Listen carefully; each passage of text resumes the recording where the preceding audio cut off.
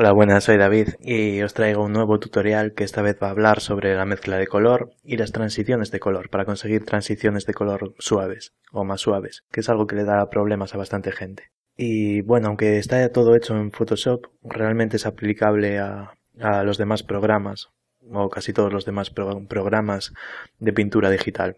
Por cierto, he creado una página de Facebook, está recién creada, o sea que prácticamente la estaréis estrenando. Y si os gusta lo que hago, pues bueno, me podéis seguir por ahí. Como podéis ver, al igual que en el anterior tutorial, esta vez también hice un índice en el que podéis ir directamente a cada uno de los apartados. Esta vez puse una flecha del lado de cada uno de los distintos apartados en el que si pincháis directamente en la pantalla ya os llevará ahí, sin tener que andar buscando por todo el vídeo. Y bueno, estos son los 7 puntos que voy a tratar. El primero es herramientas básicas, que son eso mismo, herramientas básicas que hay que conocer para poder hacer todo lo demás de lo que hablo en el tutorial. Son muy simples y son herramientas que están en prácticamente cualquier programa de pintura digital. El segundo punto hablo sobre las paletas de colores. En el tercer punto hablo sobre las variaciones que podemos conseguir con un solo color y blanco y negro. En el cuarto punto hablo sobre mezclas de distintos colores. Y luego los últimos 3 puntos son sobre transiciones. El método general que yo uso, métodos alternativos en Photoshop, y el último punto ya es sobre otros programas y bueno, cómo se hacen las transiciones y cómo quedan en comparación. Vamos a hablar ahora sobre 2 herramientas que son necesarias para hacer nuestras mezclas de color y transiciones. Son el cuentagotas y el manejo de la opacidad. El cuentagotas nos sirve para seleccionar un color directamente del lienzo. Y solo tenemos que ir a la barra de herramientas, seleccionarlo, es este de aquí, y pasar el cursor sobre el color que queremos seleccionar y hacer clic. Así ya tenemos el color que queremos. Luego volvemos a la barra de herramientas, seleccionamos el pincel, pintamos. Y así alternando entre pincel y cuentagotas, pues vamos seleccionando los colores que queremos. Pero hay un método más rápido que es utilizando las teclas I y B. Con la tecla I seleccionamos el cuentagotas y con la tecla B volvemos al pincel para pintar. Entonces este es un método más rápido que yendo a la barra de herramientas, que es un poco tedioso. Pero hay un método que es todavía mejor y que solo nos exige utilizar una tecla, y esa es la tecla Alt. Así que mientras estamos pintando con el pincel solo tenemos que mantener presionado Alt, seleccionar un color y cuando soltamos Alt volvemos a la herramienta que estábamos usando, en este caso el pincel. Y este es el método que se debería utilizar porque es el más rápido realmente y el mejor. Y en cuanto a la opacidad, la manejamos desde aquí y nos sirve para manejar la transparencia del trazo. Y así podemos hacer trazos más claros o más oscuros. Pero aún hay un método mejor y es utilizando las teclas numéricas, desde el 0 hasta el 9.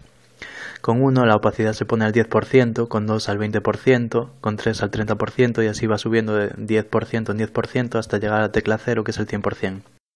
Y aún hay un método mejor, y que es el que recomiendo, es utilizando este botón de aquí arriba. Si lo tenemos activado, simplemente con la presión que hagamos con nuestro trazo, para esto necesitamos una tableta gráfica, pues según la presión que hagamos haremos un trazo más claro o más oscuro. Y este sin duda me parece el mejor método de todos. Así que para el cuentagotas utilizaríamos la tecla Alt preferentemente y para manejar la opacidad usaríamos la presión de pluma.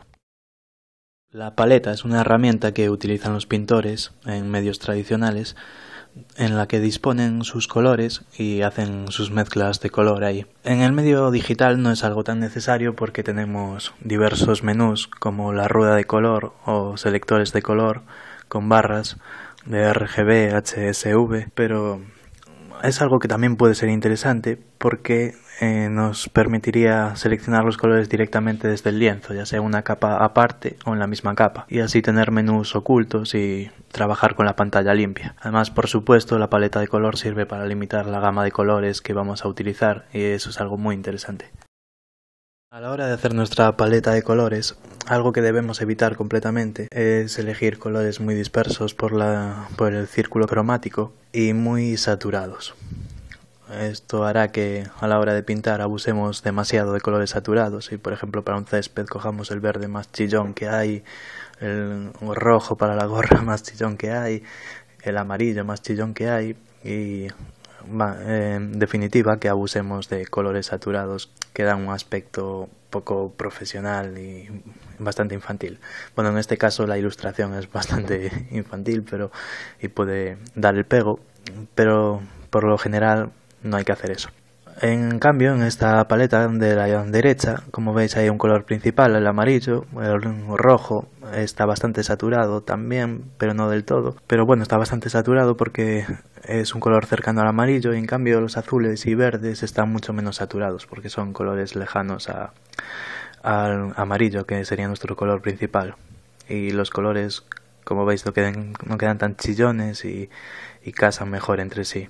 Hay más armonía de color entre ellos. Para hacer nuestra paleta podemos utilizar desde la teoría de colores complementarios o análogos o tríadas. En fin, hay varias maneras de hacer nuestra paleta, pero todos se basan en no utilizar todos los colores con una saturación al máximo, sino en limitar el rango de color y saturación.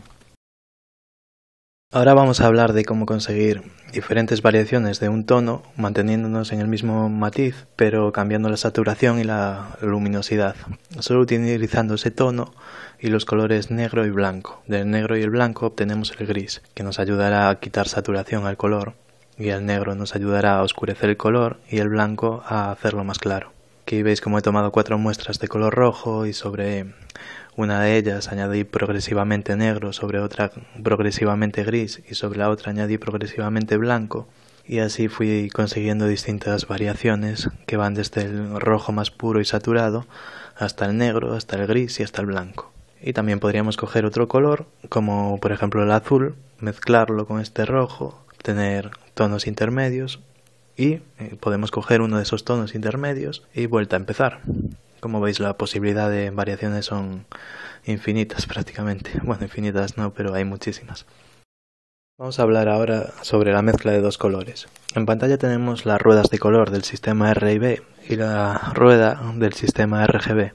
R&B es una mezcla sustractiva cuyos colores primarios son rojo, amarillo y azul. Y RGB es una mezcla aditiva cuyos colores primarios son rojo, verde y azul. Como veis, cambian el verde y el amarillo. R&B es el sistema utilizado en la pintura tradicional y RGB es la mezcla aditiva, es decir, de luces, y es el sistema utilizado en el medio digital, como en el que estamos ahora, que en este caso es Photoshop. A su vez, estos colores primarios de cada una de las ruedas de color tienen colores secundarios, que en el caso de R&B son violeta, naranja y verde, y en el caso de RGB son cian, magenta y amarillo. Si venimos del medio tradicional, podemos encontrarnos cosas extrañas o no deseadas al pasar al medio digital, como la mezcla de azul y amarillo, que en vez de darnos verde como en el sistema R&B, nos da algo distinto en RGB. Vamos a ver qué es lo que ocurre en RGB. Al mezclar azul y amarillo en RGB, lo que obtenemos no es verde, sino que obtenemos un tono gris al 50% de intensidad. Esto ocurre porque en el sistema RGB, que es el utilizado en Photoshop, los colores azul y amarillo son complementarios. Veamos qué ocurre cuando mezclamos otros dos colores complementarios, como son el rojo y el cian. Y lo que ocurre es que obtenemos de nuevo un gris al 50% de intensidad. Probemos ahora con magenta y verde, que también son colores complementarios. Y como podéis imaginar, lo que nos da de nuevo es un gris al 50% de intensidad. Esto ocurre porque en el modelo tradicional R&B, azul y amarillo están separados por una distancia de 120 grados, lo que los hace no complementarios y se pueden mezclar y obtenemos ese verde.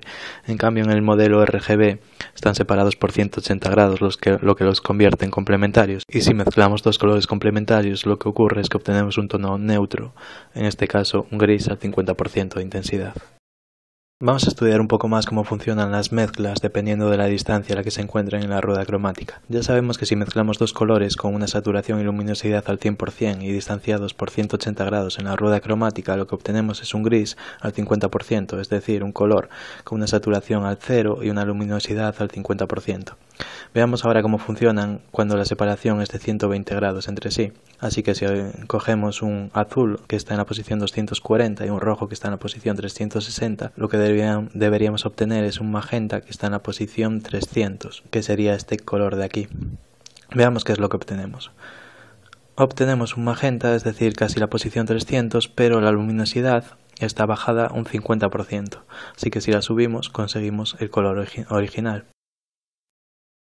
Pongamos otro ejemplo, como la mezcla del azul, que está en la posición 240, y la mezcla de verde, que está en la posición 120.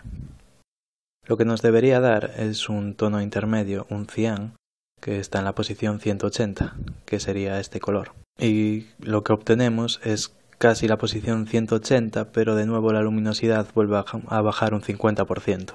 Si subimos la luminosidad y ese poco de saturación que ha bajado, obtenemos el color que queríamos. Parece que cada vez que mezclamos dos colores con 120 grados de distancia, obtenemos ese color pero con un 50% de luminosidad. Veamos con el amarillo, que está en la posición 60, y el cian, que está en la posición 180. Deberíamos conseguir un verde, este verde exactamente, y lo que conseguimos es ese verde, pero en vez de bajar la luminosidad, esta vez ha bajado la saturación un 50%. Si lo subimos obtenemos el color que queríamos. Así que como vemos hay excepciones, pero lo que pasa es que algo baja al 50%, luminosidad o saturación, normalmente la luminosidad. En cambio la mezcla funciona mejor entre colores separados por 60 grados como rojo y amarillo, en el que obtenemos un buen naranja, o entre la mezcla del azul en la posición 240 y el magenta en la posición 300. Lo que deberíamos obtener es un tono violeta y bien, lo obtenemos bastante correctamente. Vamos a mezclar un naranja y un verde separados por 60 grados. Deberíamos obtener un amarillo. Veamos lo que obtenemos. Y lo que obtenemos es el tono amarillo, pero en este caso la luminosidad ha bajado un pelín y solo hay que subirla ese poco y ya conseguimos el amarillo que queríamos. Como veis, los cambios en luminosidad no son muy drásticos cuando la separación es pequeña, pero algo hay, así que tened en cuenta eso. Y como veis, cuanto más cerca estén los colores en la rueda cromática, mejor se mezclan. Ahora quiero comentar cómo conseguir transiciones suaves en Photoshop y bueno, en cualquier programa de pintura digital prácticamente. El sistema que utilizo es poner los dos colores juntos y luego con el control de opacidad que os enseñé antes, pintar un color suavemente encima del otro y con eso conseguimos un tono intermedio. Con el cuentagotas seleccionamos ese tono y seguimos pintando, con lo que conseguimos más tonos intermedios.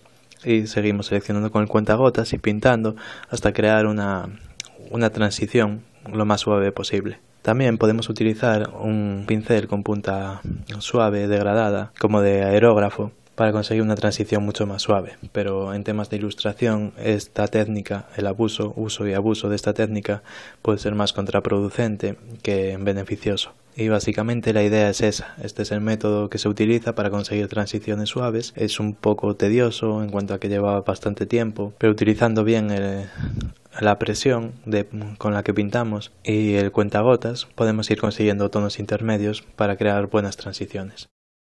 Aunque el método que yo uso y que yo recomiendo es el método anterior, con el pincel, el control de opacidad y el cuentagotas, ir creando poco a poco transiciones, hay un par de métodos más en Photoshop que os voy a enseñar. El primero es el pincel mezclador y el segundo es la herramienta dedo. Empezamos por el pincel mezclador, que actúa de forma parecida al pincel. Es decir, tenemos que controlar también la opacidad y utilizar la herramienta cuentagotas para ir seleccionando tonos intermedios y crear más tonos intermedios. La diferencia es que este pincel sí que mezcla los colores, mientras que el otro pincel, el pincel normal, lo que hace es poner una capa por encima del color que ya hay. El pincel mezclador sí que lo mezcla y bueno, a mí no me gusta demasiado esta herramienta.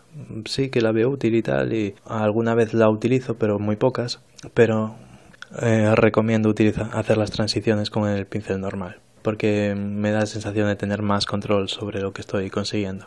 Respecto a la herramienta dedo, si la utilizas tal cual como viene en Photoshop por defecto, no vas a conseguir ni mezclas ni transiciones efectivas.